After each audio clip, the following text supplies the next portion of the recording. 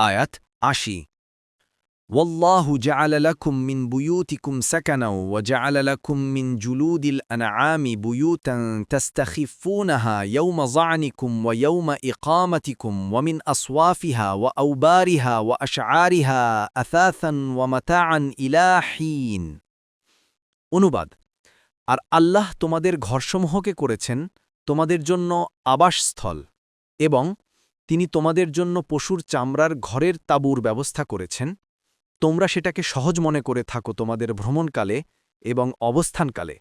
আর তাদের পশম লোম ও চুল থেকে কিছু কালের গৃহসামগ্রী ও ব্যবহার উপকরণ তাফসীর ১ নং ফুটনোটের বিবরণ এখানেও আল্লাহ তার নিয়ামতের কিছু বর্ণনা দিচ্ছেন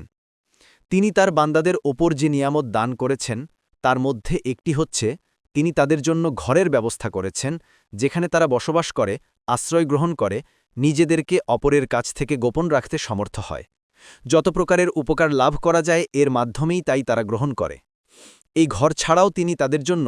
চতুষ্পদ জন্তুর মধ্য থেকে চামড়ার ঘর অর্থাৎ পশুচর্মের তাঁবুর ব্যবস্থা করেছেন আর আরবে এর ব্যাপক প্রচলন রয়েছে এগুলোকে তোমরা সফর অবস্থায় বহন করতে তোমাদের জন্য হালকা বোধ করে থাকো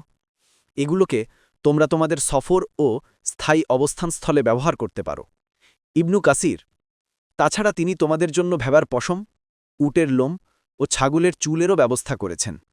যা তোমাদের সম্পদ ও উপভোগ্য বিষয় হিসেবে নির্ধারিত হয়েছে ঘরের আসবাব ও কাপড় হয়েছে ব্যবসায়ী সম্পদ হয়েছে সুনির্দিষ্ট দিন পর্যন্ত তোমরা এগুলো ভোগ করতে পারো ইবনু কাসির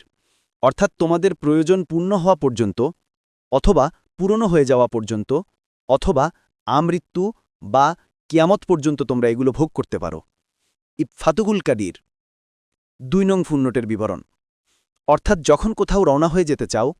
তখন তাকে সহজে গুটিয়ে ভাঁজ করে নিয়ে বহন করতে পারে আবার যখন কোথাও অবস্থান করতে চাও তখন অতি সহজেই ভাঁজ খুলে খাটিয়ে ঘর বানিয়ে ফেলতে পারো ফাতুহুল কাদির ৩ নং ফুটনোটের বিবরণ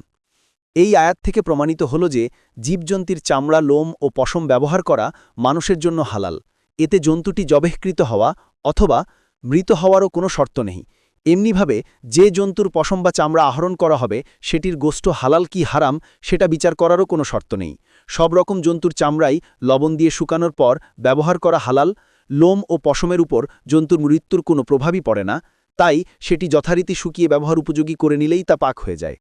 এবং সেটি ব্যবহার করা হালাল ও জায়েজ হয়ে যায় তবে শূকরের চামড়া ও যাবতীয় অঙ্গপ্রত্যঙ্গ ও লোম পশম অপবিত্র ও ব্যবহারের অযোগ্য